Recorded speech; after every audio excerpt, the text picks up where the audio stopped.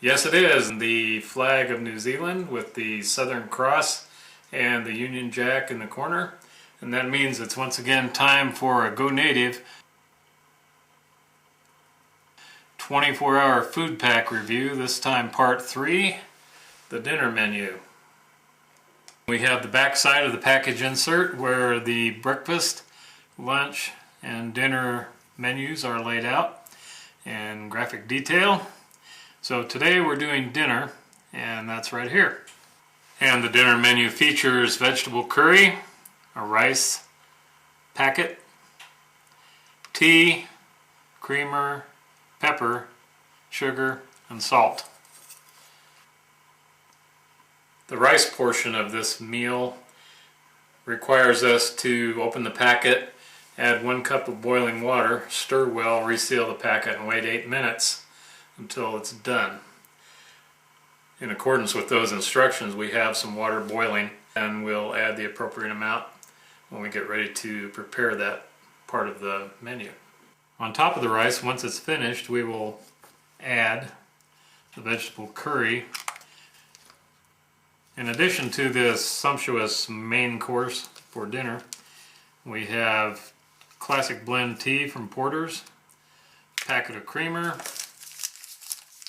packet of sugar, and for use on the main course we have salt and pepper. So, let's get to cooking the rice.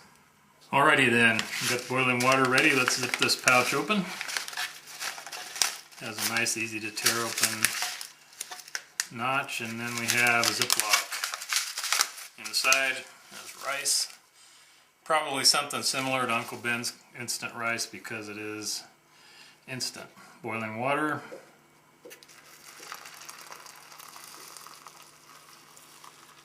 Oh, wow, that's hot. Holy crap. Stir it up. U.S. military MRE spoon, as we usually use. And it has a gusseted bottom, which is really nice because it can stand up. You don't have to have it on a rock or something, provided that it will seal. And it did, so I'll place that right there. So while that's cooking, the curry dish is in hot water getting hot. So let's make tea. Double wall stainless steel Peak brand cup. Tea bag. Got a little tip from my sister about doing that, so I wrap that around the handle, the tag, and just happen to have some more hot water. And it goes. Now that's only 1 8-ounce cup worth, but that should do it. And we'll let that steep for a bit. Get some water flowing through that bag. And it's already starting to turn a nice rich brown color. We'll hold the creamer and the sugar in reserve until the tea is steeped adequately. And we'll get back to you in just a bit. Let's untangle this tag here and dip that bag up and down a few times. The handiest thing about this cup is no matter how hot the liquid is that you put in it, the outside never gets above just comfortably warm, and that is such a great feature when you're outdoors and it's cold outside. I've used this many times on hunting and camping trips. I've had it for decades, and it is just the nicest cup for that. I have a glacier cup. May have seen it in the last video or 1 or 2 back. That's single wall, and if you put something that hot in that glacier cup, there's no way you could handle it like this. You'd be scalded or burned. This is just quite comfortable, even though the water I poured in there was fresh out of a boiling pot.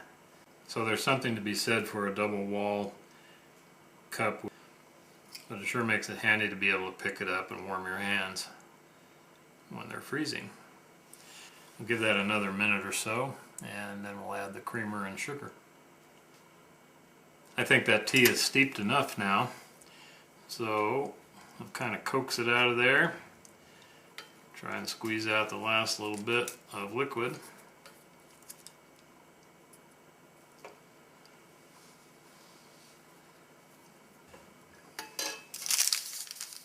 And we'll put some pure cane sugar in there.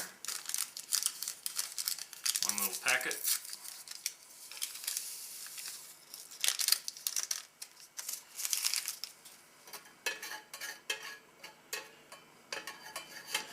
About 2 minutes, the timer's going to go off, and I'll get that curry dish out of the boiling water pan. There's a tearing notch on this creamer packet. Worked rather well, sometimes they don't. But we didn't need to use a peelable seal opener, did we?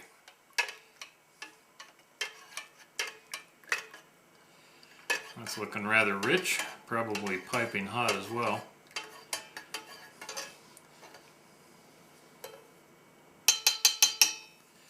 I'm going to give it a taste right off the bat. Cheers. Whoa, man. Whoa. That is hot. But have a little bit of sore throat today due to relatively dry air in our area. And that felt really good on the back of my throat, so I'm going to try another one. Another swig. Here we go.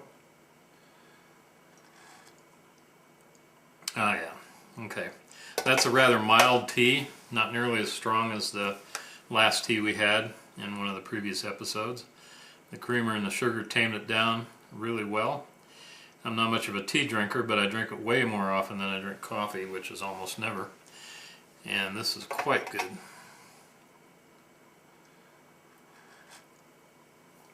Oh yeah, it's just right. Nice, nice, nice, nice. That's a good tea. Alright, we'll be back in just a bit. It's about time to take the curry dish out of the water and open up the rice. We'll spread that out there, mix them together, and give it a go. Here comes the curry fresh from the boiling water. I trust that the rice is done. Let's zip open that opening there. Oh, it looks, oh, it's hot. Ooh, is it ever hot? Kind of watery. Probably because there was no escape of steam. I'm going to go run this through a colander because I don't want it that watery, and I'll be right back. Okay, kind of drained the rice some, so let's dump it out here. That looks better. Whoa, there's quite a bit there. I wouldn't think that little packet would be responsible for that much rice, but look at that. Pretty fluffy considering how much water I got out of there. Okay. I'll make a little bed of rice and we'll get the curry vegetable dish out there. Our vegetable curry. Nicely done. Okay. This also has a terrible notch on there. We'll see how that works. Apparently it doesn't. There we go. I was just about to call in the ready reserve here. They're on high alert. Okay. What's it look like in there? Ooh, colorful. Also really hot to hold on to. Thank goodness for the gusseted bag. So let's pour it out. Ooh, man, there's vegetables in there. Look at that.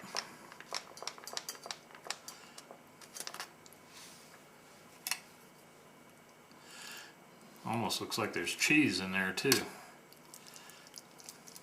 I can immediately smell the curry. There's no question that there's curry in there. How strong it is remains to be seen. I'm a fan of curry as long as it's not overdone. And that is an individual taste, isn't it? Well, there's a look at it. Looks pretty hearty. Potatoes, carrots, some green stuff, maybe parsley, peas, green peas. I don't think I'd turn that down under any circumstances. And there we put some light on the subject for you.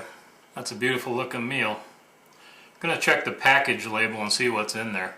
Potatoes, peas, spinach, carrots, onions, and then there's water, cooked brown rice, tomato paste, soybean oil, coconut milk powder, and some stabilizers, herbs, spices, pea protein, salt, sugar, tamarind, and some kind of acidity regulator. So, sounds good enough. Not a lot of chemicals in there. Let's give it a try. Here we go. Mix that around a little bit with some rice. Over on this side, that rice is really fluffy, again, considering how much water I got off of there. Had to clean the spoon off so I could get a rice-free bit over here best I can. It's a taste without rice on it. I don't know if that's going to be possible, but here we go. Down the hatch. Okay, so the curry presents rather well initially. It gets a little hotter in a curry-like fashion after a few seconds. Potatoes are very soft, not exactly mushy, but pretty close. And let's try a bit with some rice on it. The rice should add some texture. So on this bit we have some potatoes. I think there's a pea or two in there, and a little bit of a carrot on that end, and some rice. Again, I haven't added any salt or pepper yet, so here we go. Oh yeah, the rice definitely adds texture. Again, the curry is mild initially, and then after a few seconds it starts to heat up a little bit. So it's okay. Let's have a little sip of tea. Cheers. Tea goes nicely with that dish. It doesn't really wipe out the flavors. I think it probably actually enhances them somewhat. So let's take a corner over here. I'm going to add just the tiniest bit of salt because I'm not much to add salt to things. Just never have been. So over in that corner there's a little bit of salt.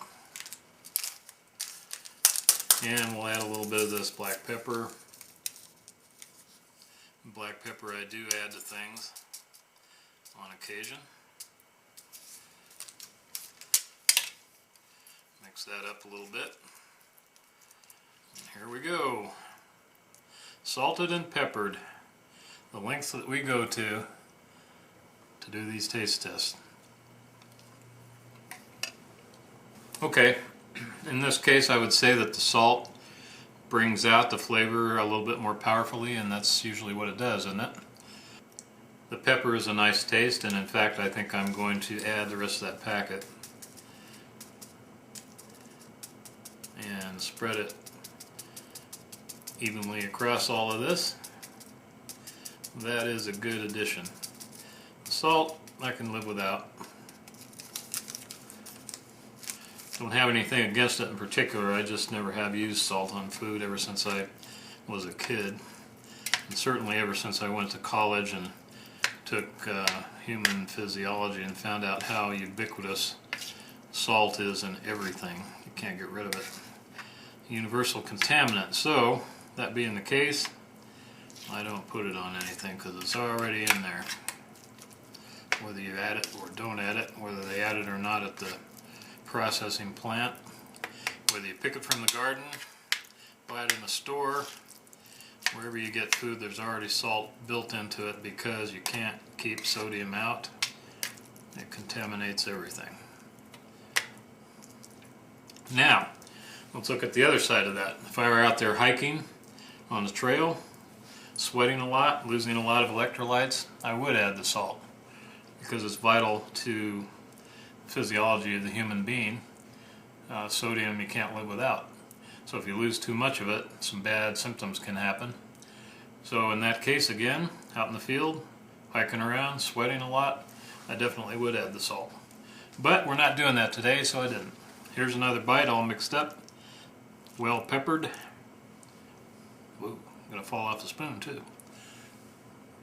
Doesn't that look nice? It does. Alright, here we go. Okay, I have to say that that's pretty good. Having tasted a bite with salt on it, I can see how that might be a welcome addition in most cases, but I don't add salt to things, and I'm not going to start today. at least not in the indoor environment where we find ourselves. Some tea, bottoms up. The tea is still very, very hot. And it's a good addition. It doesn't wash away the flavor of the curry in the least, or any of the other vegetable flavors that are in there. Curry is by far the most potent of them, and it leaves a little bit of heat going on in the back of the throat, which is fine. At least fine for me. You may not like it that way. If you don't like curry, then this is not the meal for you. That said, let's have another bite. Include some carrots in there and whatever else. Oh, there's a pea on there. Always good to take a pea with the carrots. Here we go. I like it.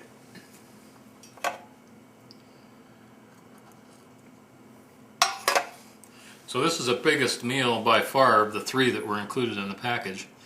And I think it would be adequate. Unless you're a long distance hiker, if you've really been putting on the miles on a hunt, or you're really cold and you need some calories right away to start warming you up after a hard day in the field, you might want to have something else on hand. But this is quick and easy to prepare. The gusseted bottom on the bags really help. Conceivably, you could warm them up by setting them a fair distance from a campfire and let the radiant heat from the fire heat them up. It would take longer than boiling them in water. But you make do with what you have in the field, right? So let's have some more.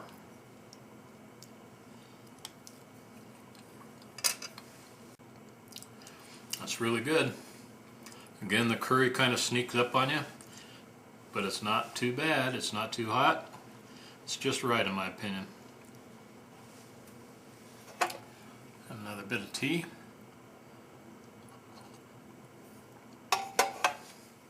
Alright, I'm going to finish this off camera, and then we'll be back to talk about it a little bit more. A little bit more about sodium, since we were discussing that a moment ago. The package indicates that in the vegetable curry dish, in the entire serving, 625 milligrams of sodium, which is a little over 1/4 of the recommended daily allowance for a healthy adult. So that's not too bad. You can get salt from other sources. If you added the packet of salt, then your content would probably go up to around half of the recommended daily allowance. But once again, I'm not worried about that. Not on a sodium restriction of any kind. I just don't like to add it to food because it's already there. Yahoo, right? Chemistry. Get back with you in a moment. Alrighty then.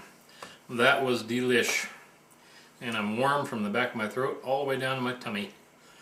Nice, comfortable, warm feeling. Delicious taste in my mouth, which will not be wrecked by the rest of this tea, which has, by the way, cooled down to a nice, comfortable, drinkable temperature.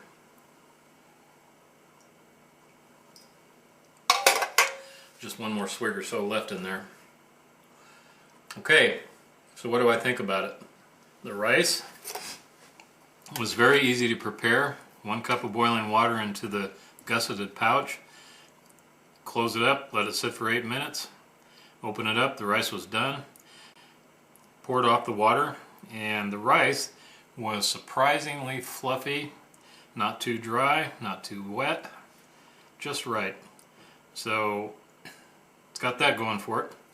The vegetable curry was exceptional. I liked it a lot. I'd have it again and again and again, as my buddy Pauly used to say. And that'll wrap up today's review of the Go Native 24-hour food pack. Dinner menu, vegetable curry and instant rice, tea, creamer, sugar, salt, and pepper. Good meal, highly recommend it. Link to the Go Native site at the bottom in the description area. And Apple Stump Bushcraft Stuffing Things, signing off until next time. Adios.